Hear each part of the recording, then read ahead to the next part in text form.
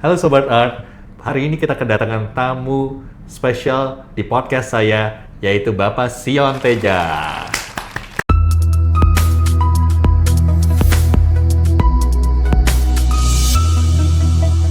Bapak Sion Teja yang dikenal dengan Ko Asyong merupakan salah seorang seniman Indonesia berketurunan Tionghoa, dan juga selain beliau berkesenian dan melukis, beliau sempat menerbitkan dan menulis buku salah satu maestro keturunan Tionghoa Indonesia yang bernama Lee Man Fong.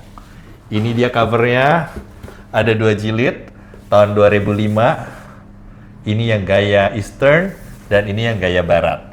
Selamat datang Ko Asyong. Ya, selamat datang. Ko Asyong, kita sangat terima kasih banget nih Ko Asyong bisa hari ini datang. Mungkin bisa tolong diceritakan dulu Ko Asyong, Ko Asyong itu latar belakangnya apa sehingga Ko Asyong kenapa tertarik untuk membuat buku Lee Man Fong? Oh gitu ya. Ini sebenarnya atas dasar inisiatif saya dan kolektor lukisan namanya Kwek Suiteng gitu ya. Ya panggilnya Suiteng lah.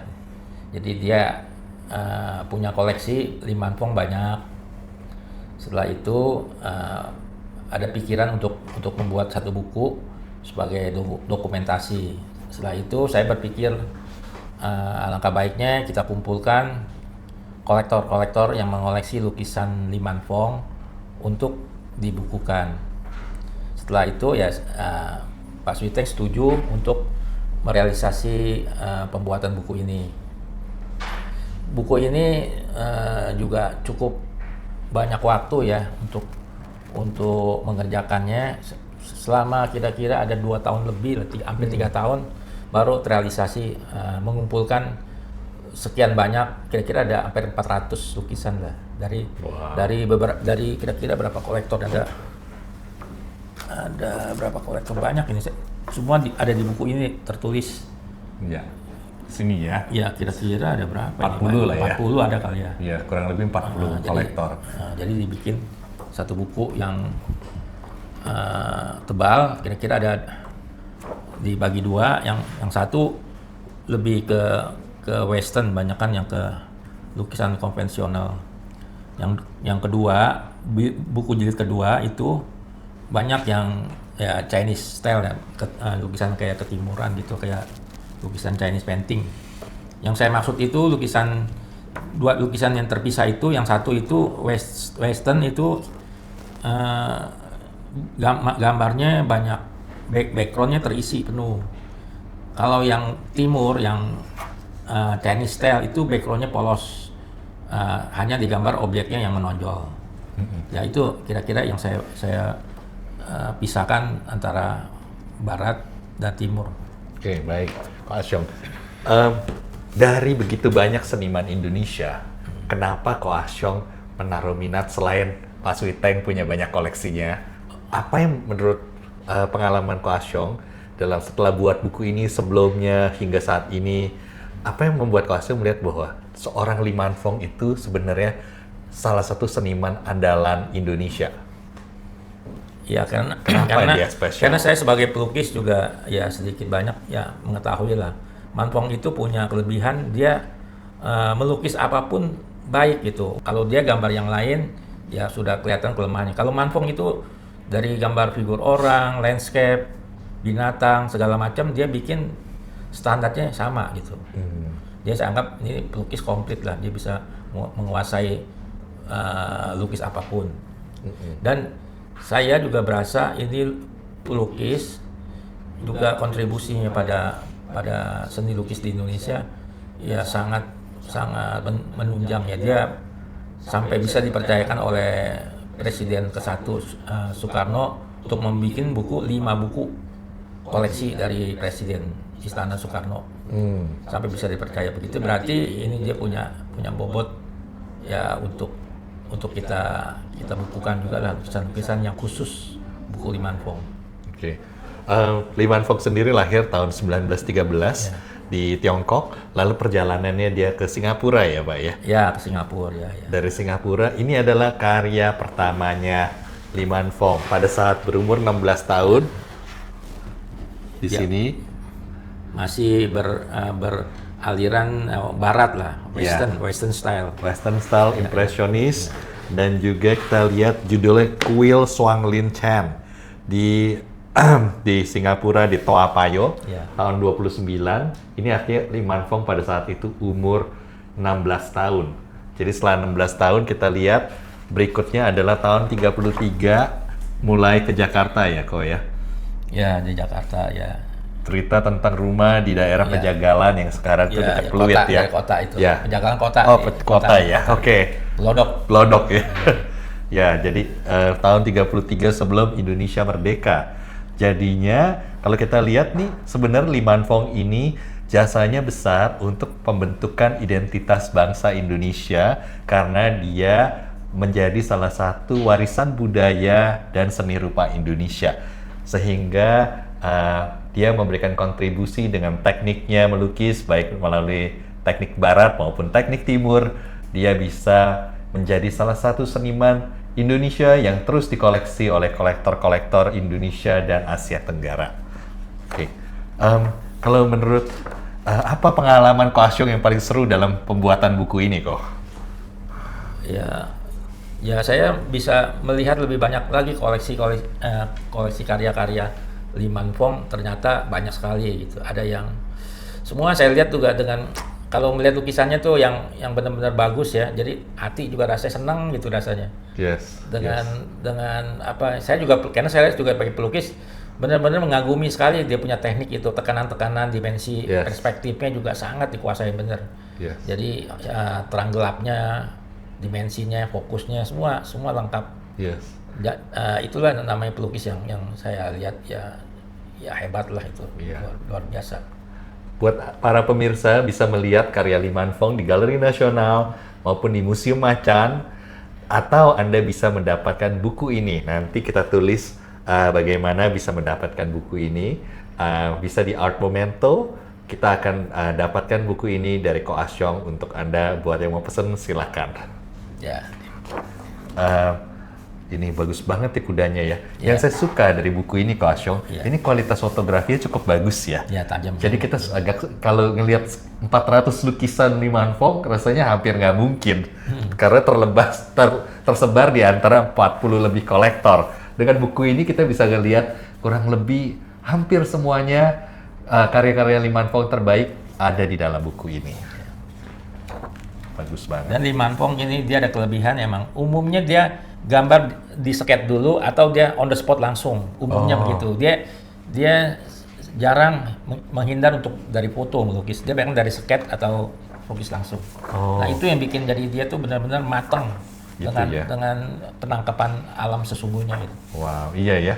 Ini bagus sekali impresionisnya ya. Ini impresionis, dia menekankan lukisan yang ini kalau nggak salah tahun 70-an dia pergi ke India, kemana-mana. Ini dia gayanya udah ke impresionis, lebih menekankan warnanya lebih cerah gitu. Iya. Kalau yang lalu-lalunya kan warnanya agak kayak Rembrandt gitu, agak gelap-gelap terang gitu. Kalau ini impresionis dia udah warnanya itu sangat luar biasa. Kalau kita lihat aslinya tuh waduh luar biasa. Iya, ini karena lihat aslinya agak sulit. Jadi saya hanya bisa nikmati saat ini lewat bukunya. Terima kasih loh Ko Asyong udah bikin buku ini. Iya, bisa nikmati. Jadi semua bisa nikmati. Iya, jadi semua orang bisa nikmati ya. Menurut Ko Asyong, apa yang bisa dipelajari oleh generasi muda dari kehidupan seorang Lee Man Fong? Ya, sebenarnya Lee Man Fong itu dia emang udah terlahir bakat ya, saya lihat juga itu udah sangat bakat. Jadi generasi sekarang ya hanya kalau punya bakat ini mungkin juga udah tidak mungkin ikut jejak Lee Man Fong yang seperti gaya udah konvensional lah ini. Mungkin ada yang lebih bagus. Tapi dasar Lee Man Fong itu emang dia punya bakat, skill, ketepatan itu, kecermatan melukisnya itu. Ya itu buat generasi muda juga boleh kalau umpama dia mau melukis ya tidak pakai alat apa-apa gitu ya harus punya feeling. Ya feeling itu emang sangat orang yang bakat lah. Kalau yang kurang bakat ya mungkin ya susah ya kayak bisa ngejar Man Fong. Karena waktu generasinya Man Fong itu saya juga menurut saya pribadi saya mengakur-ngakurkan pelukis yang sejamannya dia itu emang benar Man Fong itu nomor 1 lah. Kalau dibanding sama pelukis yang sejaman dia itu saya lihat ya Man Fong nomor 1.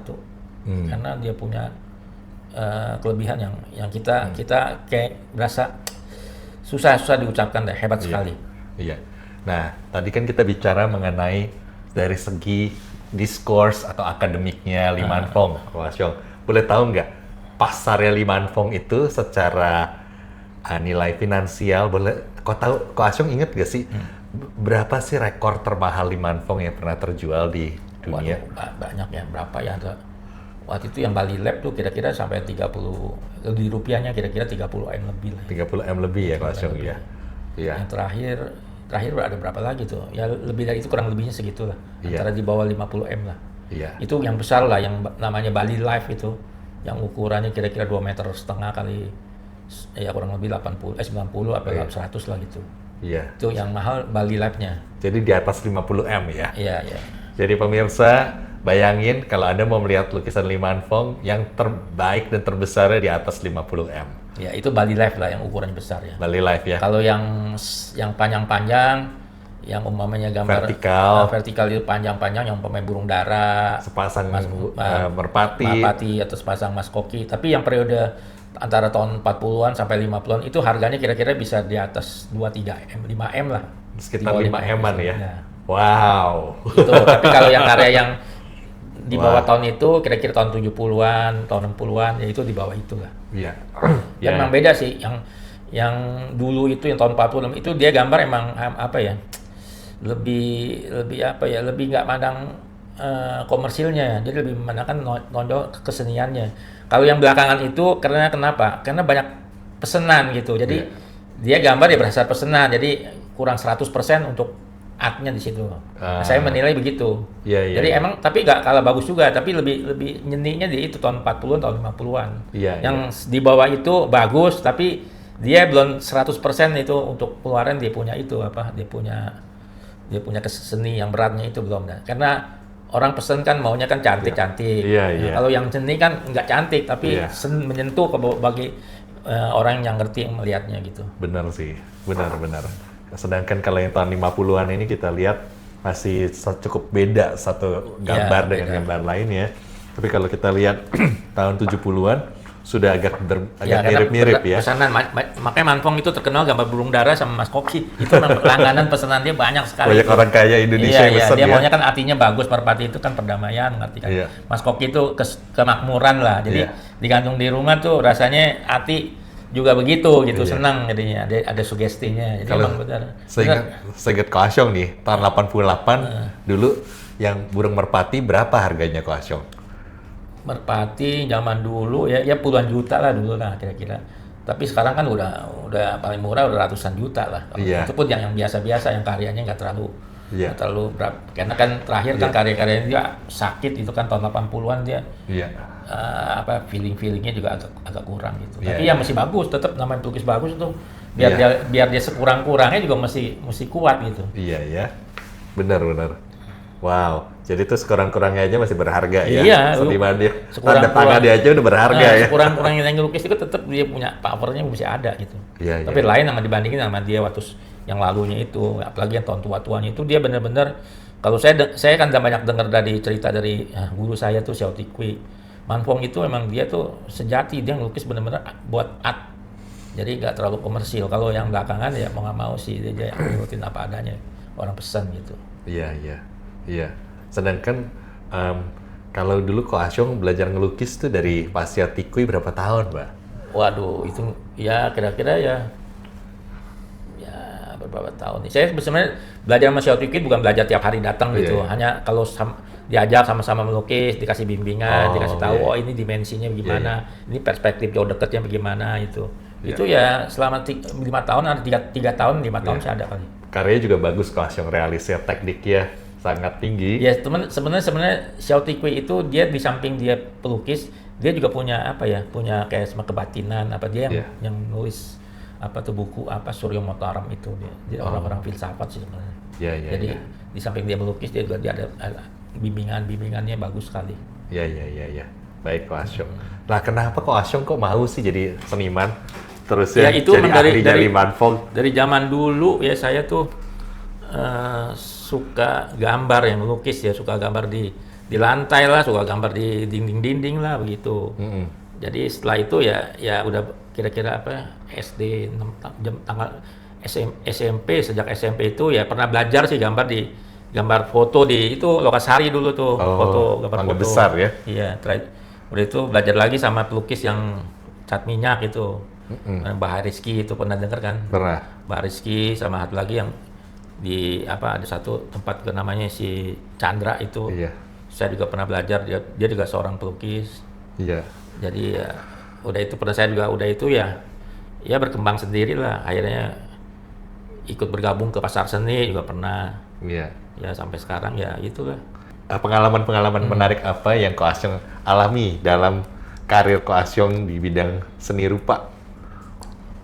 Sebenarnya karya-karya yang saya bikin itu temanya banyak kan ya rakyat-rakyat kecil gitu lah, kayak rumah-rumah gubuk lah, anak-anak lah, ya binatang gitu. Banyak kan suka gambar begitu aja.